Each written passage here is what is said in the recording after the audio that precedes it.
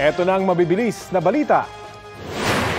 Patay ang isang batang 5 taong gulang sa sunog sa Barangay Kupang, Antipolo City. Ayon sa kapitan ng barangay, sugatan din sa sunog ang ama na sinubukang iligtas ang anak. Hindi bababa sa 17 bahay ang napinsala. 21 pamilya ang nasunugan. Ayon sa Antipolo City Fire Station, napabayaang kandila ang sinasabing sanhi ng apoy. Patay rin sa sunog ang isang lalaki sa Maasin, Southern Leyte. Ayon sa mga pulis, may binilikan pa raw ang lalaki sa loob ng bahay sa kalagitnaan ng sunog. Mabilis kumalat ang apoy na tumupok sa 22 bahay. Palyadong linya ng kuryente ang sanhi ng apoy batay sa inisyal na pagsisiyasat ng mga bumbero. Nasa evacuation center muna ang mga nasunugan.